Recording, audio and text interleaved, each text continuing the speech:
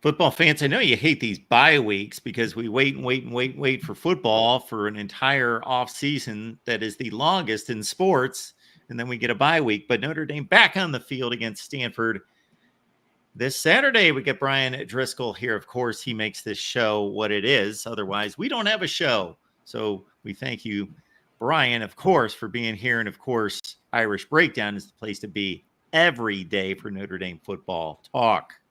Brian, how you doing? I'm doing great, Mark. How are you tonight? I am doing just fine. Little displaced, but all is good. All is good. And we will tell everyone that's been impacted in any way by severe weather anywhere. Certainly, of course, the focus is on Florida right now, but the Carolinas a few weeks ago, as well as the west coast of Florida, just our thoughts and prayers are with all of you. All right, Brian. The first thing I'm going to hit on with Stanford coming up, why are these two teams rivals? I think this is a cool thing. I like it, but I just don't know where this started. Well, Stanford and Notre Dame had played a few times over the years. I remember as a kid, a couple upsets. Denny Green and his Stanford team beat Notre Dame in 1990. That was a really good Notre Dame team that should have been better than it was. They blew a big lead against Stanford, blew a big lead against Penn State. If you remember, they beat Miami that year, who was really good. That was Rocket Ismail's last year. And that's the Rocket Ismail. Yeah, that was his last in the Orange Bowl. Yeah. Yes, that at the end of that game. Yep. 92, Bill Walsh beat them. And that was actually a good Stanford team, but they didn't really become a rival until the late 90s. And essentially it came down to Notre Dame's desire to finish the season every year in California. And so what ended up happening then was they would essentially every odd year or every year, Stanford and USC would replace each other on the schedule. So when it was whoever the California team that Notre Dame was going to play, they'd play like in the fifth or sixth week in the season, so late September, usually in October. But in those years where, maybe the season starts in August, like this year, they might play a little bit sooner. But it's always usually that October period. The California team comes to South Bend, and then Notre Dame, whoever, so if they're playing Stanford at home this year, they'll play them in October, and then they'll end the season out in California, get USC. And then next year, they play USC in October, and then they'll play Stanford in California. Now, I don't know if this series is going to continue because Notre Dame and Stanford are not on the schedule with each other, I believe, beyond next season. I think next season, I believe, is the last year where these two teams play. I'm actually going to check that right now. But so yeah, it just kind of it came out of that. And then, of course, there's the like-minded aspects of the institutions, even though, actually this year is the last year that Stanford is on the schedule, guaranteed on the schedule. The contract ends after this year, and I don't know if they're going to renew or not. But, there's we're both academic institutions. We're both, view things a little bit differently on how student athletes should be. And then, of course, your desire to finish the year in California, which made sense a while ago when, recruiting wasn't ending in December because, you're still back then, you were finishing in February. And if you remember back in the 80s and even the early 90s, Mark, recruiting, like Notre Dame would do all their recruiting after the season. They'd have their big banquet in December, and that's when all the top prospects would be in December, and then you're trying to close for February. And now it's like if you're waiting until then to hit the road, you're either, if it's the current class, you're not going to get anybody, or it's like a kid or two here, or you're going to visit committed players, or you're going to go visit kids for next year. So it's completely changed the game, and I think has sort of lessened the need for Notre Dame to finish in California every year, in my opinion. But that's where a lot of that came from. Okay. I don't know that I've ever come across that. That kind of surprises me after all these years. Well, when you're Notre Dame, you've got to find ways to you're not going to have a lot of natural rivals because you're an independent. And some of the rivals they had in the 80s and early 90s kind of left into being independent. The Miami and Notre Dame were kind of forming a nice little rivalry there. Penn State and, when Lou Holtz was there, Penn State and Notre Dame had some really classic games back then, the Snow Bowl and, Al Golden catching a touchdown pass to beat Notre Dame. I think it was in 90 or 91. Al Golden caught the game-winning touchdown pass, which is really ironic, from Tony Sacca, whose son, Anthony, is committed to Notre Dame in the 2025 class, which is, that's how old I am that I remember all that. But then when those teams left to go in, to join the Big East and the Big Ten, then Notre Dame's kind of stuck with USC. So, I mean, your rivalries are kind of made in different ways as opposed to sort of some of the conference rivalries or even the geographical rivalries that a lot of other teams tend to have.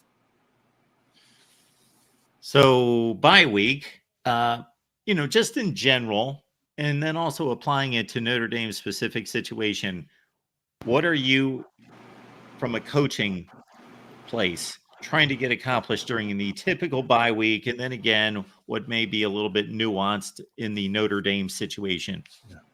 Well, the nuanced part for Notre Dame in this instance is get healthy.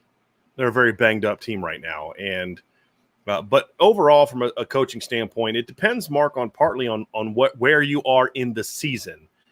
Like Notre Dame's going to have a bye. They're going to play 3 games, and then they have another bye before their last 4 games. That bye week will probably be handled a little bit differently. I think for this one, it's more about, hey, we've played 5 games now.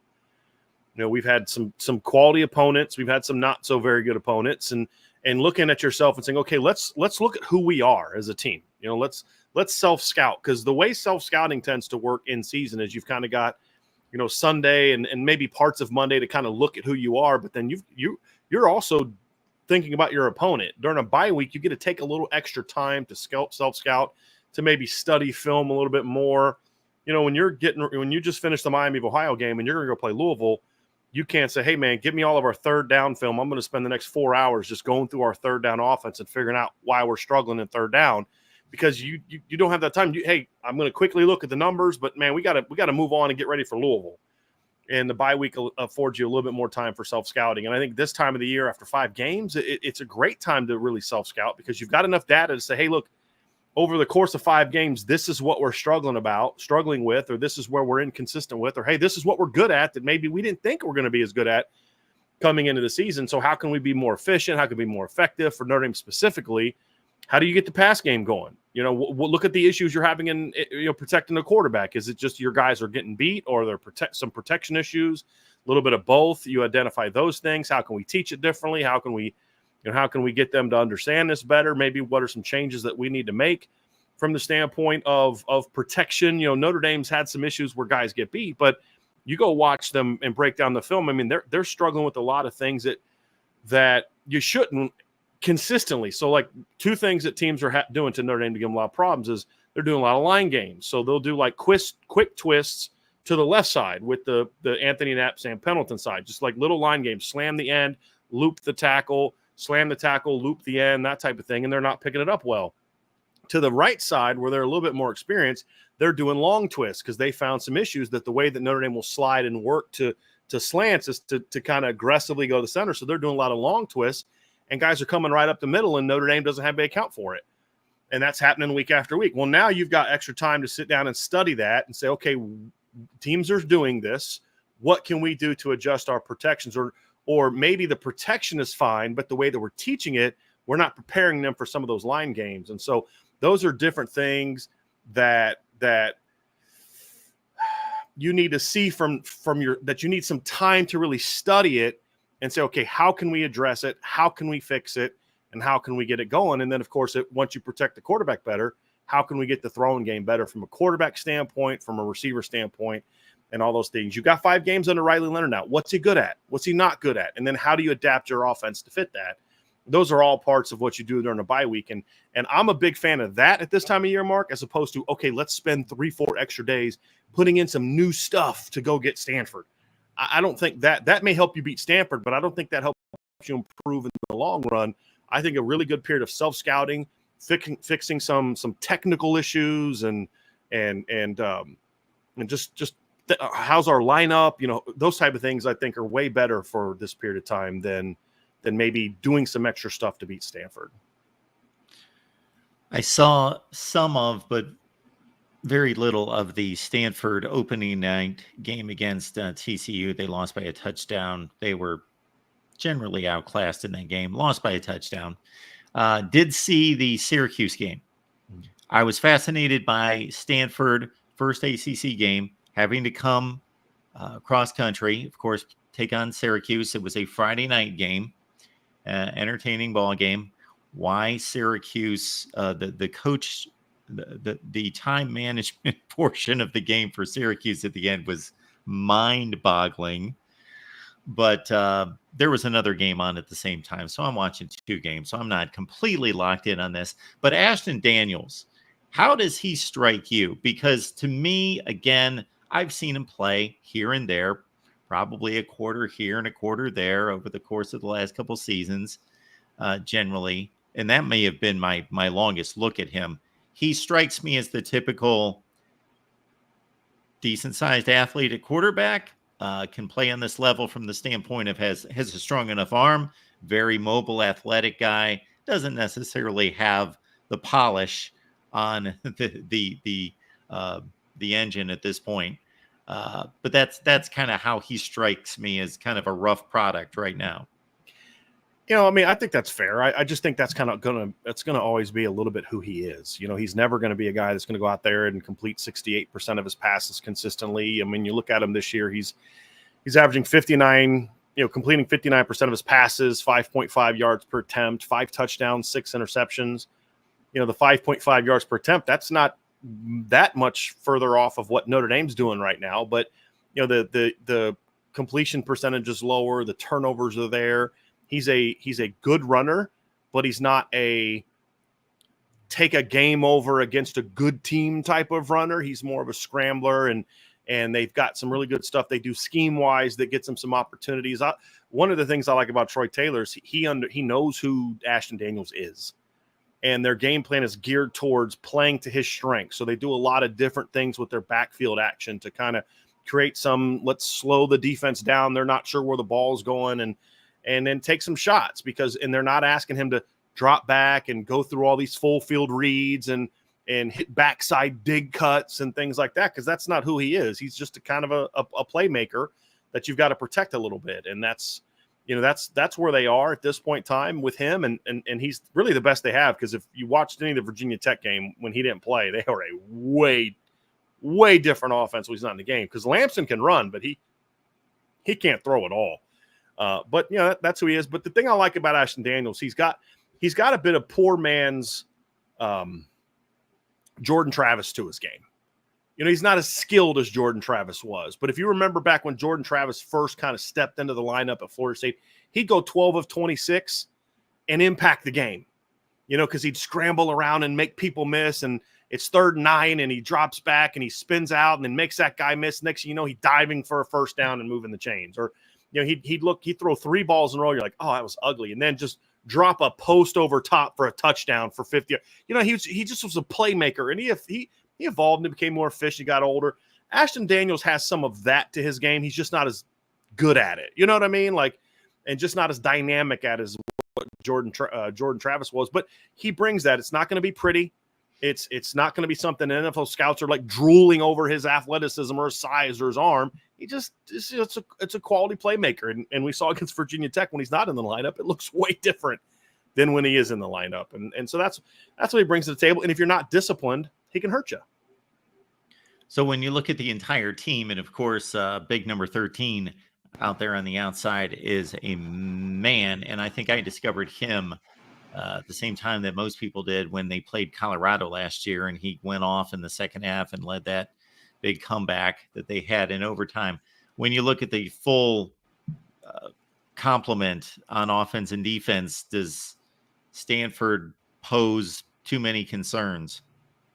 I mean, sure. Look, they had a worse team in 2022, and that team came to Notre Dame and beat Notre Dame. I mean, think about it. They had the only win they were 1-4, and their only win was over Colgate in 2022. This year, look, even Clemson, who beat them convincingly, they battled Clemson. I mean, you could watch that game. They just don't have the athletes against Clemson overall, but they compete, and they're very well coached. They're schemed very well.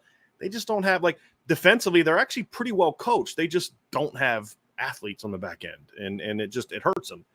But they've got a couple guys you've got to be concerned about, and Alec Manor is obviously one of those guys. And you like to look back at the evaluations you make, and I got that one right. I nailed that one. I knew what that kid was going to be. I remember watching him, and Notre Dame was looking at him, and I was like, I'm good if they don't want to take him. Like, he's solid. If they take him, I'm cool with that. If they pass on him, I'm cool with that too. Like, I didn't see what he became. So you get some right, and then you're going to get some wrong, and this is one of those kids that I got wrong. He's turned out to be a far more impactful down the field. I always thought he could be a good possession guy, but Notre Dame had enough possession guys. His ability to stretch the field and make big plays is really something that I didn't see on high school film, and he's turned out to be quite a find for the Cardinal. And if they had a better throwing quarterback, his numbers would be even more impressive. Talking Notre Dame football as we do each and every Wednesday night here at the Voice of College Football. Appreciate you stopping by. Bring a friend or 2 or 50 with you every week as we talk Irish with Brian Driscoll from Irish Breakdown. And again, that is really your destination on a daily basis. But I get to steal Brian for half hour, 60 minutes, whatever we do here on Wednesday nights. And so I appreciate that. And we got Notre Dame, Stanford. We got the Irish at 4-1, 5-1, 4-1 with the 1 bye week prior. And so we're hitting the halfway mark with this 6th game, and then the stretch drive with 6 more games. So I should probably ask this next week, but I'm going to throw it at you this week as kind of a mid-season deal. What is different about Notre Dame football in the final half of the season than the first half of the season with reasonable, optimistic expectations? What has to be better that this team is capable of? We're not going to make them the 78 Steelers. Right. That would be their best version of them to make a run at this. With some of this, we actually talked about a little bit today, more looking at Stanford, but it applies to the remainder of the season. Look, your offensive line is not going to look like the 2017 offensive line at any point in time this season. You don't have Charles Jagasol. Ashton Craig's out for the year. They're eventually going to get Billy Strouth back. How much of a difference will that make? How much better will he be with the new look line? That's all up for debate. But this line has to be more consistently effective. It doesn't have to be dominant. It just needs to do its job more consistently. And I mean, Mark, you've seen it when you watch Notre Dame play. You don't have to open up giant holes for Riley Leonard, Jeremiah Love, and Jadarian Price. You just got to let them get to the second level. And Texas A&M found this out.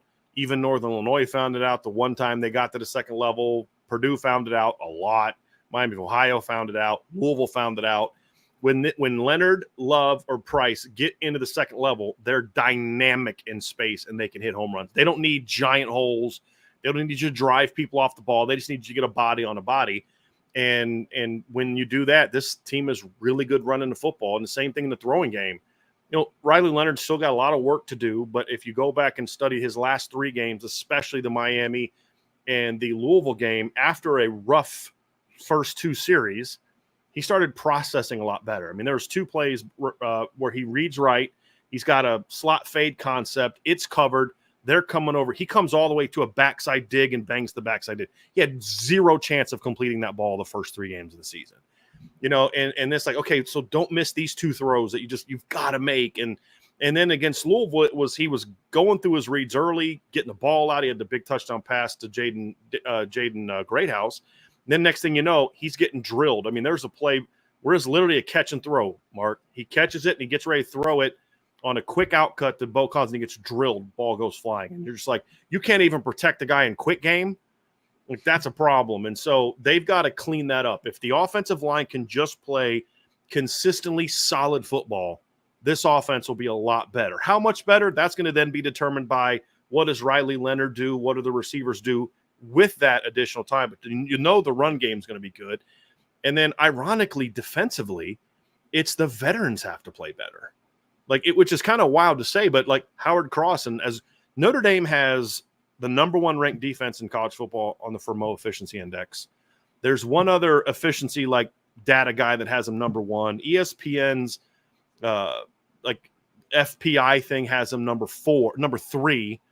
And you think about it, Riley Mills hasn't played very well. Howard Cross hasn't played very well. Jack Kaiser hasn't played very well. Benjamin Morrison's been good, but hasn't been elite.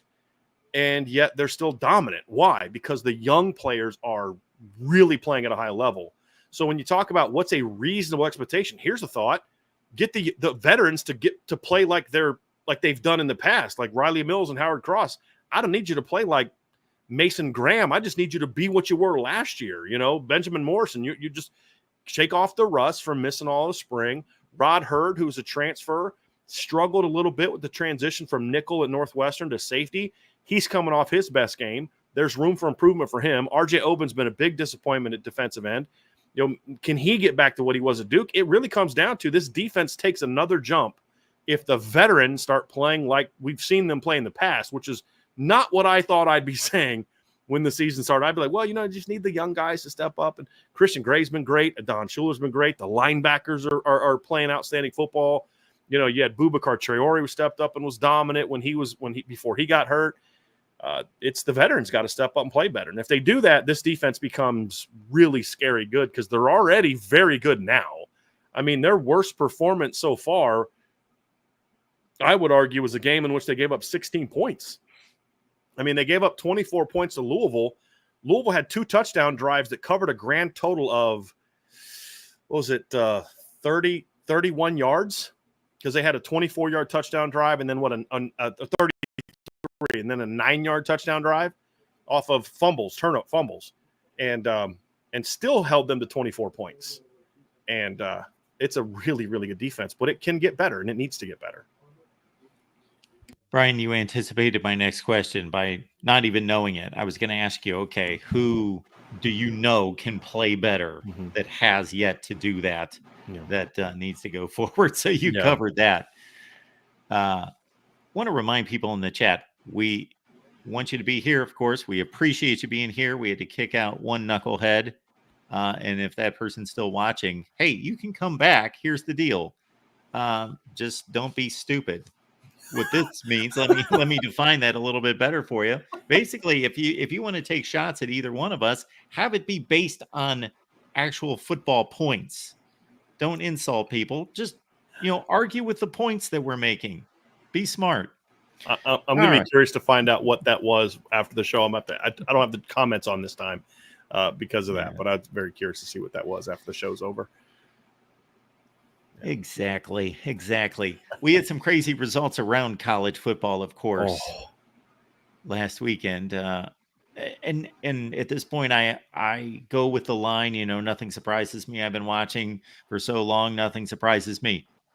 Bama Vandy, that surprised me. Until Vanderbilt beats Alabama. Right.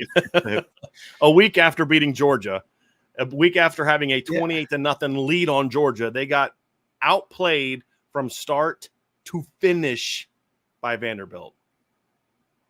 Crazy. And you kind of foreshadowed, not that result, but kind of foreshadowed just what we're seeing a few weeks ago when we were discussing the landscape and what's out there, and that whatever you want to call it, range of teams, 8 to 40. There's just so much there. And I was doing Big Ten power rankings this week. I got to 13. I went from 13 to 4, and I said, all these teams can beat one another. It's just, who knows? Yeah. We're only 2 to 3 conference games deep, and I gave, the various, results, and it shows, well, they beat them, but they beat them. And who knows? Think about this, Mark. Think about this. We're 6 weeks through the season. By the end of this weekend, everyone will be at the halfway mark. And there's one SEC team left that's undefeated. There's only 2 in the Big 12. There are, I think, 4 in the Big 10, and then only 2 in the ACC.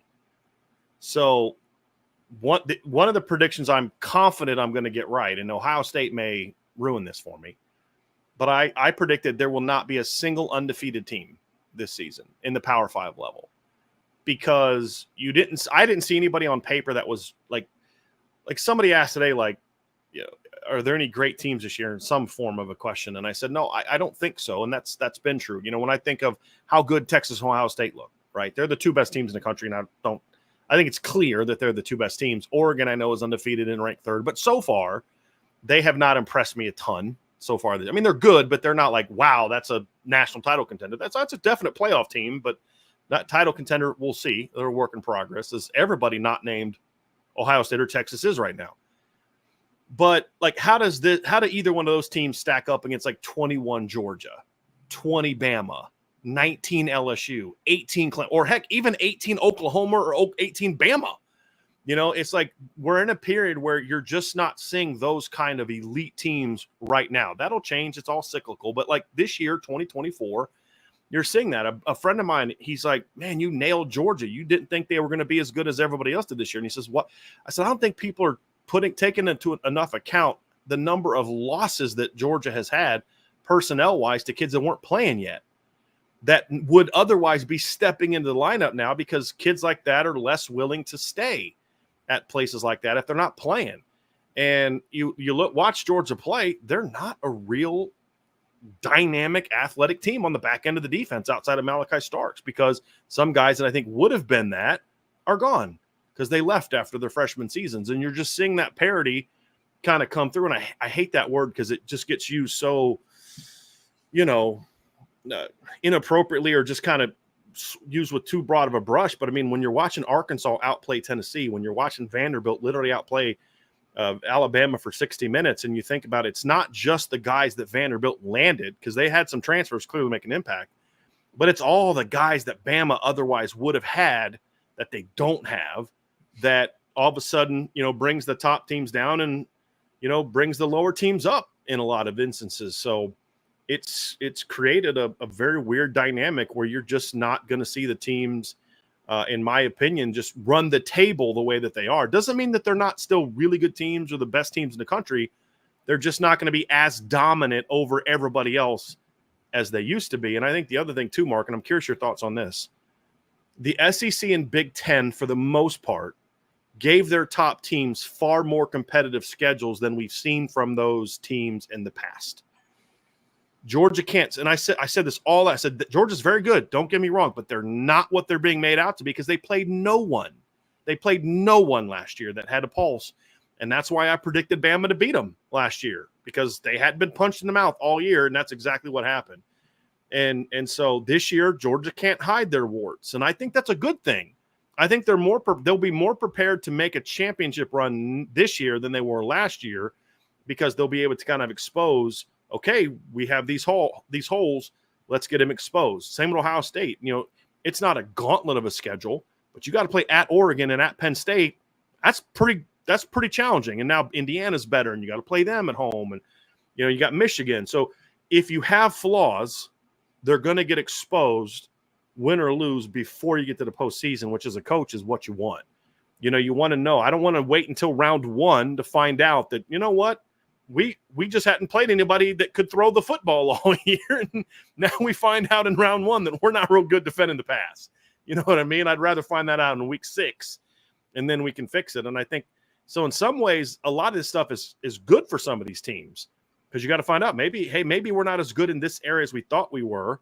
Now we can address it and move forward and become a better football team because of it.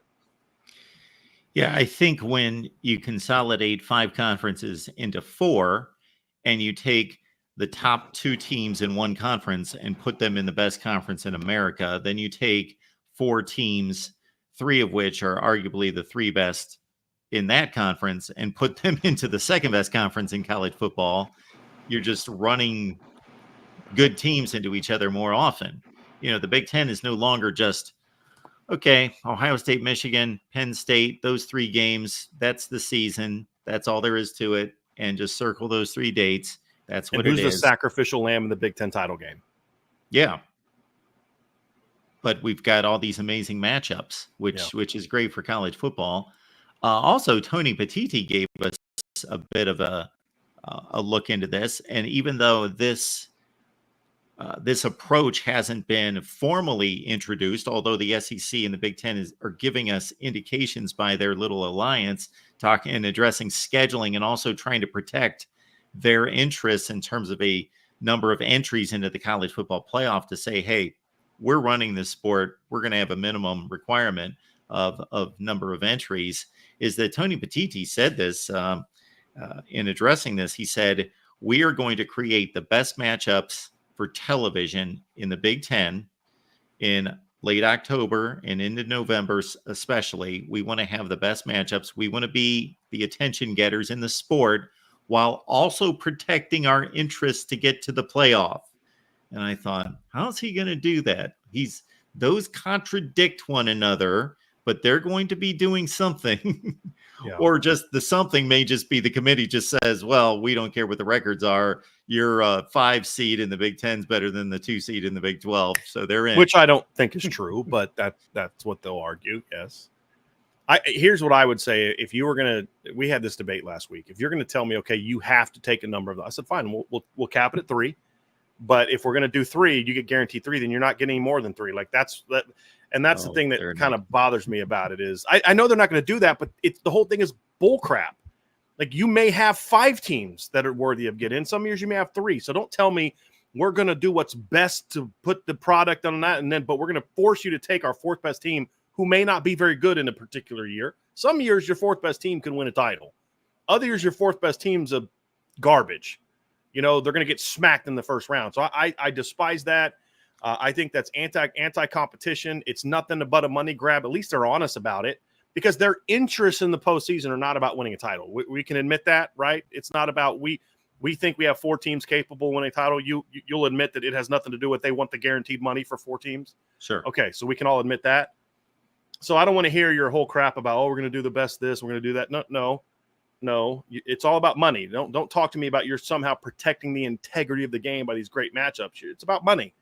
That's what he's trying to do, and I absolutely despise that.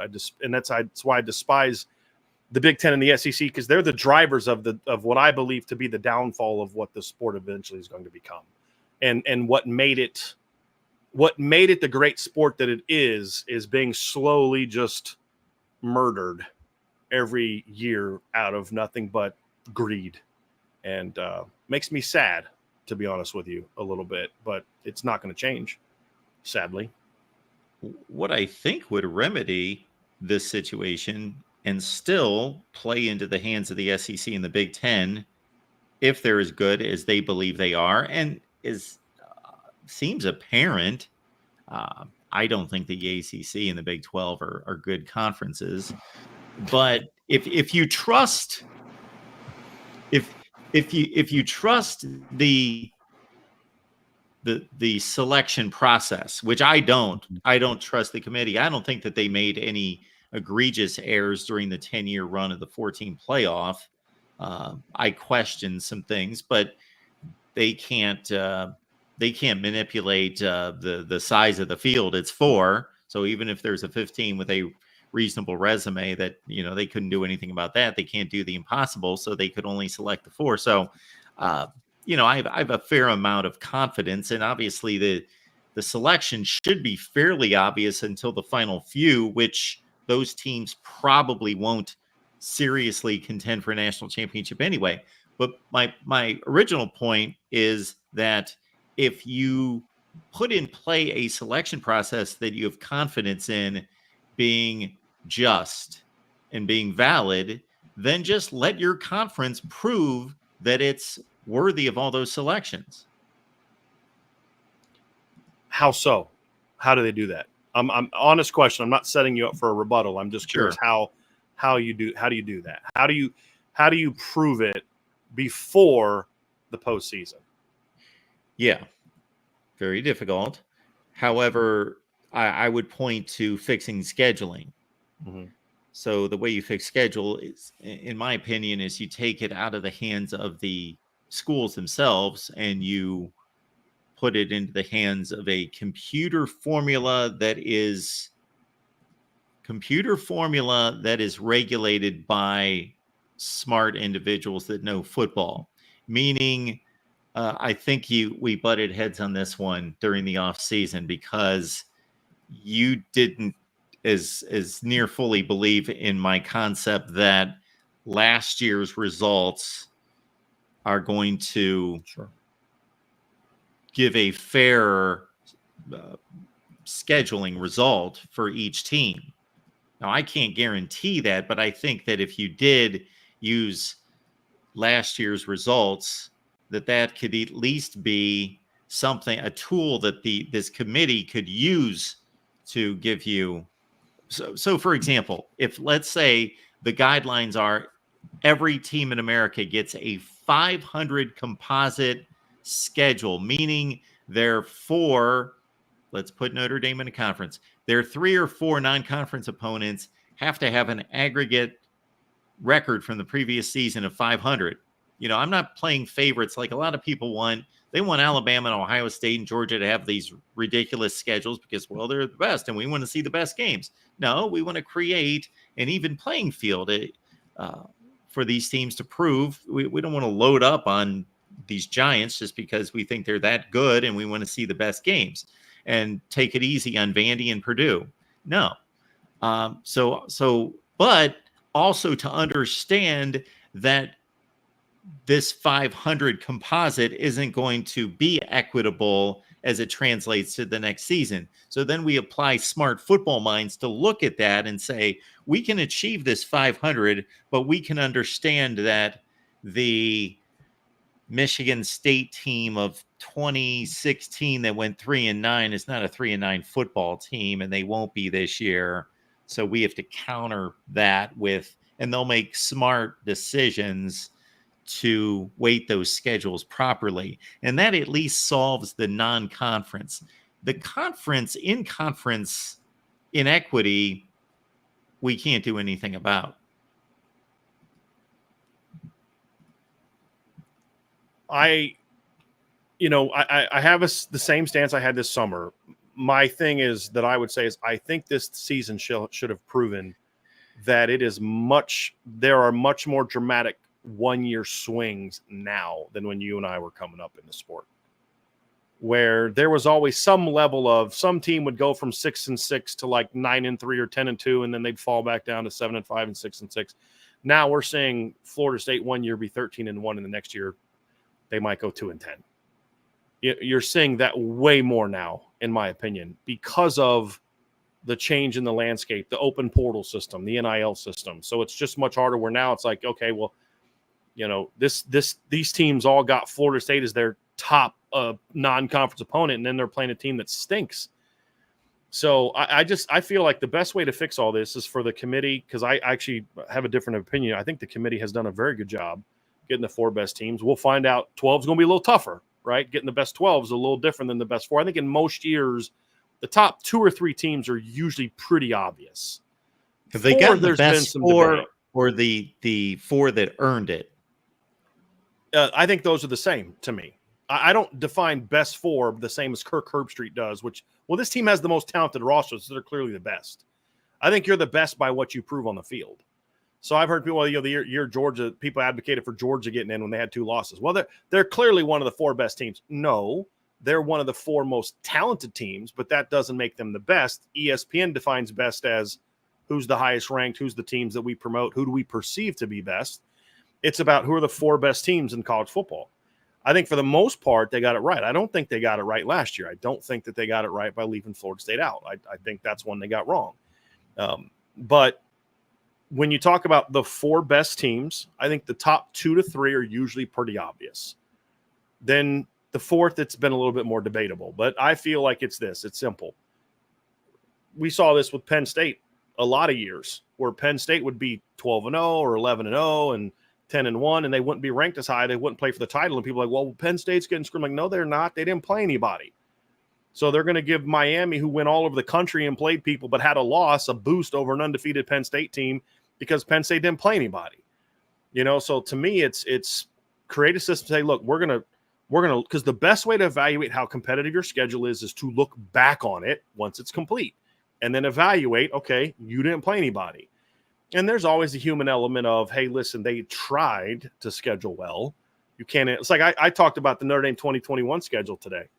When the schedule was being put together around 17 and 18, playing at Florida State, playing Wisconsin on a neutral field, playing USC, playing North Carolina, playing Cincinnati, playing at Stanford, those all look like, boy, that's a tough schedule.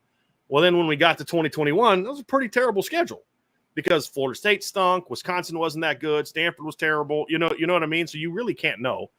But if you go back and you look at it and say, hey, listen, we need to, you want to get into the playoff, go schedule tough. Because let's say Georgia goes 9-3 this year. And I'm trying to think of a team that off the top of my head that has a soft schedule. Let's say you say an ACC team goes 10-2. You don't think the ACC is good. I'll just grant that premise for a second just to make a point, right? So Clemson goes 10-2. No, that's a bad example because they had the head-to-head. But let's say Louisville runs the table, goes 10-2 the rest of the way, and Georgia's 9-3. We can sit down and say, okay, listen, look at these two schedules. This team is clearly the better team, even though their record's not as good, because they played they had this big win over Clemson non-conference. Even if they lose to Bama, Texas, and Ole Miss, they'd still have let me go find Georgia's schedule. So let's just say hypothetically that Georgia loses to Bama, Texas, and Ole Miss. Okay. They would still have wins over Clemson and Tennessee and Georgia Tech. That's going to be better than a lot of 11-win teams have. You know what I mean? So we can look at it and say, hey, listen, you played a really tough schedule. We're going to reward you. You clearly showed you're one of the best teams because you challenged yourself, where this team over here went 11-1, played one good team all year and got smacked, right? So you could look at a team in 2021 and say, hey, this team had 2 losses, but they were a better team than that 11-1 Notre Dame team who beat no one and played a bunch of close games against mediocre teams, right? Like, we can have that conversation and look at it that way, because there's no perfect system. You could say, well, we're going to use what they were last year and do this and do that, and there's flaws in everything. So let's try to create a system where we encourage teams to go play more competitive schedules. If you play a bunch of bums non-conference, guess what? You're going to get punished for that. You may still make the playoff, but you think you're a 5 or 6 seed. We make you a 9 or 10 seed because we want to see you go prove yourselves by going on the road and beating someone that's more challenged, right? And those are the things you look. So, hey, USC, you want to schedule for success? Fine. You're going to be a 10 or 11 seed every year because you're not going to play anybody, just hypothetically speaking. And then says, okay, well, this team was 10-2. We were 11-1. They got a home game. We're on the road. Why? Well, that team played a far more competitive schedule. We have a better sense of who they are. I think those are about the only ways you're going to do it. Is the committee, to me, is going to determine all of this if they're allowed to have an open system. If you start just saying, well, this team's going to get 4, that team's going to get 4, now it's like there's no incentive for the SEC to do anything out of conference at all. Because out of conference doesn't matter. Your top 4 teams in conference are all going to be in there, right? That makes the game far worse, as opposed to saying, hey, you want to be one of the, you want your league to be considered good, go play people and beat them non-conference. So ACC is a bad league. Oh, I mean, to a degree, there's some truth to that. But I would also say ACC had a lot of really good wins over the SEC in the non-conference. All ESPN wants to talk about is the Georgia win over Clemson, and they're ignoring all these other Big Ten and ACC wins or SEC wins that the ACC had this year. But if you are a bad league, then guess what? You're not going to have as many teams. I don't care what your record is, because we have eyes and we can watch these games and we can say your league went 5-9 this year against other Power 5 teams out of conference. And then we can evaluate it accordingly. Otherwise, there's no computer system that's going to be perfect. I mean, look at every computer system that there is, Mark. No matter what the year, no matter what you and I think of the SEC always gets way higher placement. What was the year that I'm trying to remember, the team that won the title finished 3rd in the FPI or the SP Plus after the season. I think it was LSU in 19. Finished behind like Clemson and it's like Clemson and Ohio State, I think is what it was, after the season was over. Well, it's after they beat Clemson by after the title game in the title game. I think it was that year. And I'm just like, this is why you can't use computers. I mean, it was the year that the BCS system, right? The year that Miami beat Florida State. They had the same record. Florida State gets in, and you're like, okay, this doesn't make any sense. And Washington had the same record as both of them and beat Miami. Right. And they didn't get in either. And then the year that Oklahoma goes out and gets destroyed in the Big 12 title game, I think it's by K-State, and they're playing for the title. So computers aren't the answer. And Nebraska did. Right? Voters aren't. I mean, there is no perfect system. So let's try to create one where we can create as hey, here's the criteria. You want to get in, here's the criteria. And then when teams don't live up to that criteria, you don't put them in. Or if they still deserve to be in, then you say, hey, look, you think you should be ranked here because of your record, but we're telling you didn't beat anybody. So you're going to be a 10 seed. Now you can go prove yourself. You can go on the road. You go on the road and beat Notre Dame in the first round, or go on the road and beat Georgia in the first round, and then you've proven yourself, and nobody's going to question it. And to be clear, though, you're still going to have humans evaluate these schedules and the results against the schedule. Right. But you can look back on and you can say, hey, listen, this win over Florida State that you had in week 2, that remember the year that Bama beat, I think Florida State was ranked 5th, and Bama was ranked number 1, and they played early in the season. Then by the end of the year, we found out Florida State wasn't that good. Well, now you look back on it, and okay, well, now we can properly reevaluate that schedule and look back on it. You know, you can look at a Notre Dame schedule one year and say, boy, going into the season, we didn't think this schedule was going to be that tough, but Michigan State won 10 games. Georgia was much better. You look, that's a pretty tough schedule. Or the opposite for Notre Dame is 2021. We're going in, you're like, this is going to be a pretty tough schedule. And then you look back on it, you're like, nah, it really wasn't that tough of a schedule. And so it would impact their ranking. Because, like, this is why I use that year as an example for Notre Dame fans who are always complaining, oh, the committee's going to screw Notre Dame. I said, the committee's always been very pro Notre Dame. The media is not, but the committee has.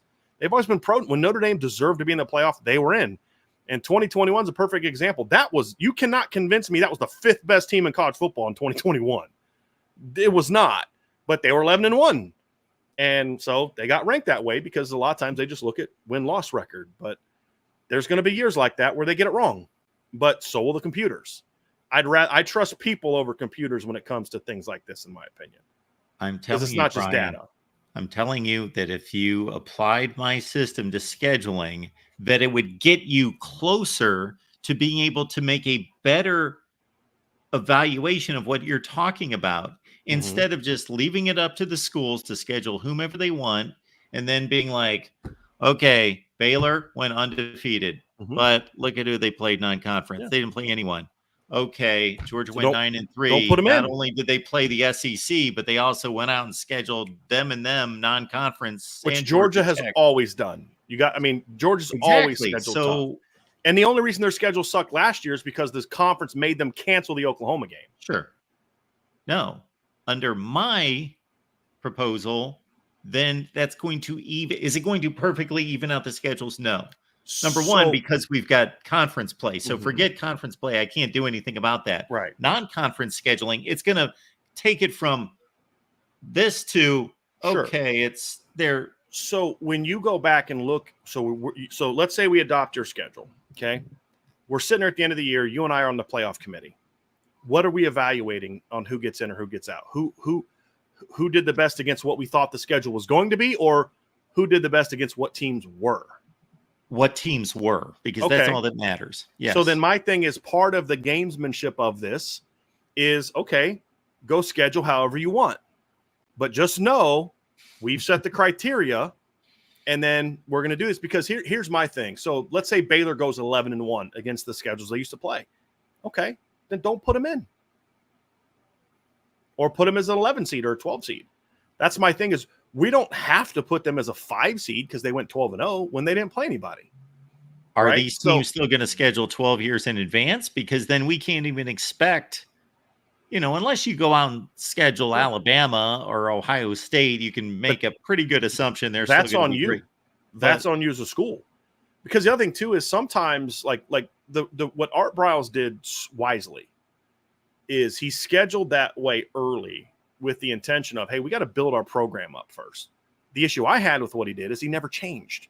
Sometimes there's advantage. Hey, listen, we're in year 1 or year 2 of a new coach. We're not going to have this guy play the Florida non-conference when we're trying to have a guy rebuild a program or something like that. So you can schedule that, and just know that there's going to be consequences if you're a little better than you think. That's where I'm coming from, because at the end of the day, we're still going to evaluate who you were. And sometimes, let's be honest too, Mark, sometimes teams schedule teams that they don't think are that good, and they're like, uh-oh, this team turned out to be pretty good. Yeah. We scheduled a team 7 years ago, and then they went and hired this, this guy that we weren't expecting, and all of a sudden they're a really good football. I mean, it's always going to work out that way. There's always going to be, this team wasn't as good, this, you know what I mean? And again, there's no perfect system. So evaluate what they were, and if teams don't want to schedule hard, then you reward them for doing so, and you punish them for not doing so, and then they'll get the hint. I think that would maybe fix another issue that you're talking about, Mark, is, hey, maybe don't schedule 10 years in advance. That might be a decent idea. You may schedule a game, so Notre Dame's got to get Bama on the schedule for 2030 and 2031, but maybe don't have a full schedule 6 years in advance like a lot of these teams do now. Every professional sport has taught us that you can build a schedule during the off season. You don't need years and years and years to build a schedule. Agreed. And a Major League Baseball schedule is a zillion times more complicated than a college football schedule. And they create it during the off season. There's this misnomer out there that we need to for travel and fans to plan trips, and we need these. May 1st, this could be a new national holiday. The college football schedule is going to be released. Look at the NFL has made this a public holiday, a national holiday practically when they release their schedule. And the college football schedule is going to be far more entertaining to be unveiled for the fans than just knowing, okay, you're the Baltimore Ravens. We already know you're playing and you're going to play the NFC East this year because that's the rotation. So we already know 8 or 10 of your games anyway. And the NFL's brilliant at marketing, because I always think that's the most overrated thing in the world when they unveil their schedule. Now, here's something that I like, Mark, and this is a little different. This is off topic. Here's what I would actually like to do. I would love to see college football adopt sort of what we've seen with basketball, the ACC Big Ten Challenge. And every year, week 2 of every season is towards the ACC Big Ten battle, right? And so we're going to take sort of the preseason. This is where you kind of get into your preseason. The preseason number ones play each other. You know what I mean?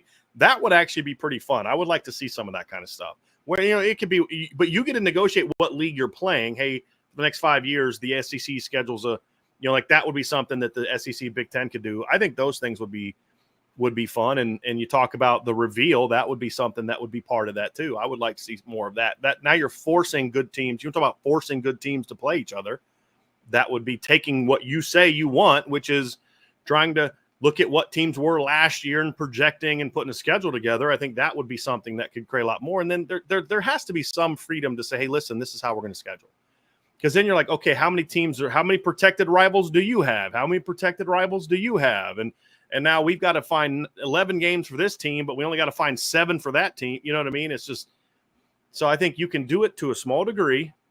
This conference plays that, and then the rest of it, leave it up to the teams to pick their schedules, and then have the committee say, you're either going to reward them or not based on the quality, the how you play, how you look, all that. But then also, who did you schedule? You went 11-1. Good for you. You beat no one. Like, remember ESPN hyping up BYU in 2020? And then the committee comes out and ESPN like lost their minds. How are they this low? And they're ranked here. And it's like, because they didn't play anybody. And the committee's like, we're not going to, like Liberty last year, we're not going to reward this team for being undefeated. You played nobody. No one. At least when UCF was going undefeated, they were playing at least one big, Power 5 team a year. And so the committee said, no, we're not going to do that. You didn't play anybody, so we don't care that you're undefeated. And then, of course, once BYU finally played a decent team in Coastal Carolina, they got smacked in the mouth. So it's just, I get where you're coming from, and I understand where you're at. It's just there is no perfect system, so the best way to do it is to look back on it and evaluate it for what it was. So out of your proposal, what I like is that you use the word fun. It would be fun. I agree with that. It would be fun, but fun and being productive aren't necessarily always. What's not productive? So your ACC Big Ten Challenge or ACC SEC, whatever it turns, those. So yeah, fun. Oh yeah, it would be fun. How's it not productive? It's not productive in this way, that the committee is going to have to make decisions involving teams who did not ever play teams in that conference. Meaning, let's say they've got a decision to make between Penn State and Utah for a playoff spot, but the Big Ten was busy playing the ACC 1 through 16, and nobody ever played from the Big Ten, played anyone in the Big 12 to make any kind of comparisons. But in this case, the SEC would be playing the Big 12, and then you could rotate the 4 that way. So then the Big 12 gets a chance to prove itself against the SEC. Yeah. Oh, I understand that. Yeah. But to force the entire league to play the entire league, I do think it's kind of a cool concept that, oh yeah, it's week 2. We're going to see everybody from the Big Ten play Yeah. everyone from the SEC. We're going to have some great cool. games in week 2. We would have but great games. But how's it not productive?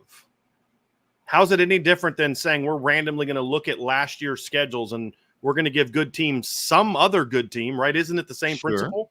But now you've got something that you can sell, you can release, you can market it, you can do all those types of things. I love all that. I love all that. Mm-hmm. I love the games, the matchups. I love the marketing. I love all that. 2 things I don't like about it is that, again, when we are comparing 2 teams whose leagues did not play each other, we would be saying at the end of the year, what did the Big Ten go against the ACC? 0-0. They did not play each other. That's 1 week. You still have to play other Power 5 games non-conference. You can't be filling your schedule out with a bunch of teams that suck outside of that. That goes back to the original. Most of these teams I understand. But then group of 5 and an FCS. Then the committee can handle that. That's my whole point. The committee can say, hey, listen, you played nobody. Okay. You played 1 game all year. You played nobody, so you're going to be a 10 seed. You think you should be a 5 seed? You're going to be a 10 seed. That's how you fix it. Because not everybody's that way. The other portion of it, I don't agree with because it goes against my concept of trying to even out the schedule as much as possible. Is the 1s are playing the 1s and the 2s and the 2s and 3s and 3s and on down the line. Again, why are we penalizing Alabama for being Alabama and Ohio State? You're going to do that anyway, aren't you? No, we're going to play. So you're going to say Alabama, because they're Alabama, gets a softer non-conference schedule? No, they get the same non-conference schedule. But it's not the same. We're going to try to make it equitable. Because a 500 schedule for me, if I'm Alabama, is going to be a lot easier than a 500 schedule for Vanderbilt. Well, sure. That's not equitable. Well, we're kind of getting into, but that's reality. DEI territory of what's equitable versus what's. But that's practical. You give me a schedule that's 500 and my team is kind of mediocre and your team is really good. You're going to have a much easier time handling that 500 schedule than I will. Yeah. That's not equitable. Equitable, we say, hey, listen, you're Bama. We expect more from you. So go play somebody. No, the criteria should be the same for everyone to make the playoffs. So give me an example of what golf handicap. Give me an example of what a non-conference schedule for Alabama would look like in your system. It would look something like NC State.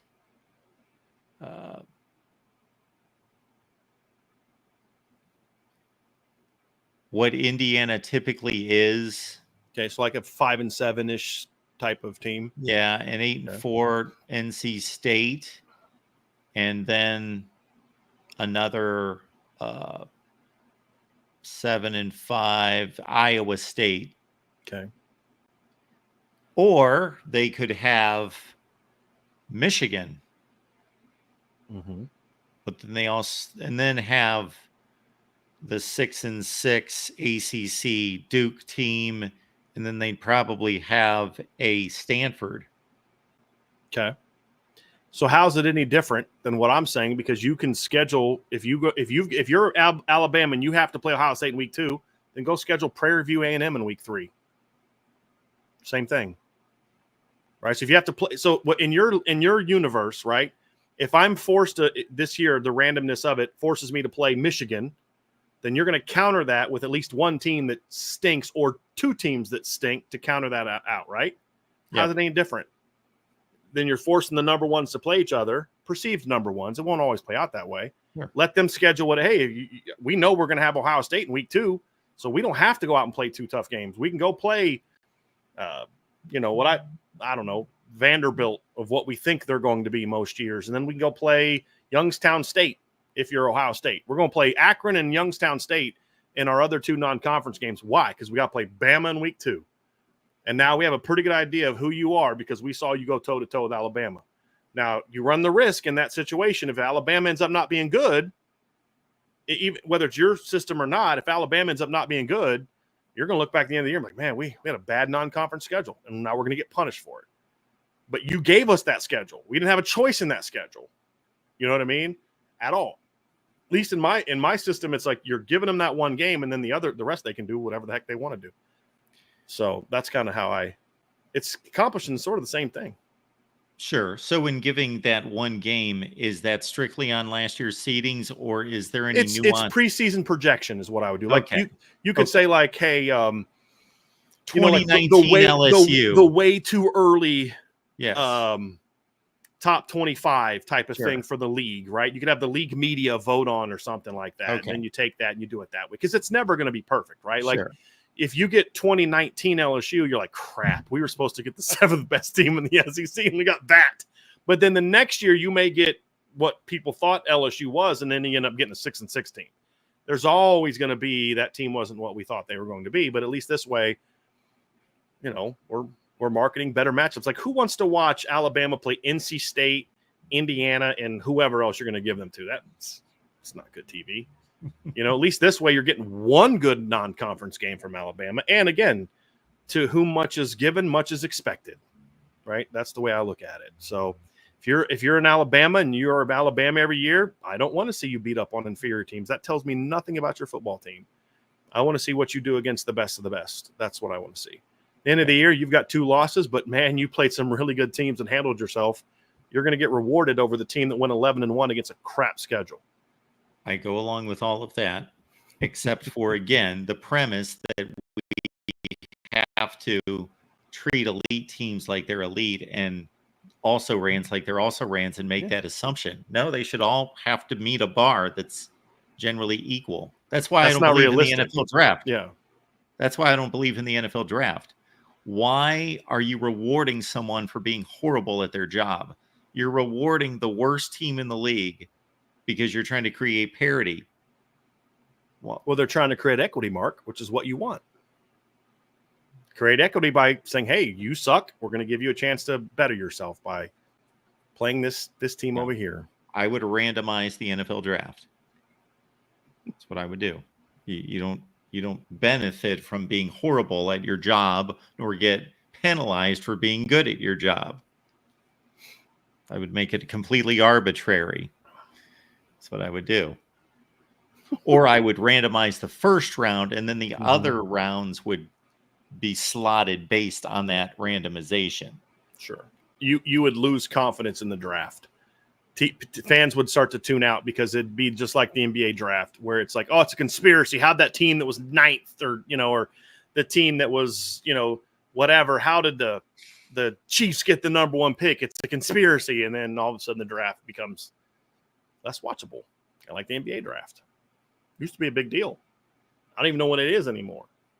So there's no perfect system. So no. Have one that's fun and have one that, forces you to have to play.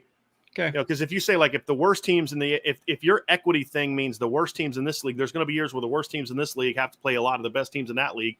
And then you're going to look and say, well, your league got stomped by this league. You're not very good. Well, yeah, because all of our crap teams played good teams, So now you're as a committee, you have to like, man, forgot a lot of stuff. So, yeah, but it's been an enjoyable debate. Absolutely. Yeah. Absolutely. Well, folks, we appreciate you being here for Notre Dame football talk. And again, check out what Brian's got going at Irish Breakdown. Of course, that's the place to be. So it is tomorrow at 1 p.m. Eastern time. Mm-hmm. Yeah, we've gone at 2 the last couple of days because we're getting some work done on our house. Unfortunately, we had a flood in our house this weekend, so we've got a demo team in here. But tomorrow we have to start at 1.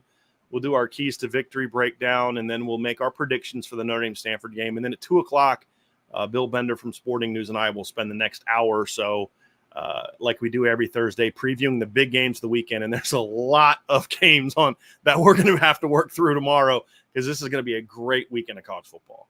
No question. Of course, Notre Dame-Stanford's the game, right? I don't want to hear about number 2 Ohio State against number 3 Oregon. Who cares? Notre Dame-Stanford, baby. Let's do it. That's it. It's going to be 2012 all over again. I love Chief Brody says, how did the Chiefs get the number 1 pick for the 4th straight year? Yep. No, we're going to run a clean, ethical operation. Yeah, right. Now you are in fantasy land. There's billions of dollars at stake, and they're going to be clean and ethical. Sure. I like you, Mark. That's why you're my dude, man. I enjoy that very much. I forgot to tell you, I'm running the league. No, I'm there running you- college football. Okay. I'm We're the good commissioner. then. We're good. I'm good then. Yeah. I'm Okay. good. Right, Brian. Appreciate you being Thanks, here. Mark. As always. You have Enjoyed a it. great football weekend. Yes, sir. You too. All right, everyone. We'll see you soon as well. Lock it in here at the Voice of College Football.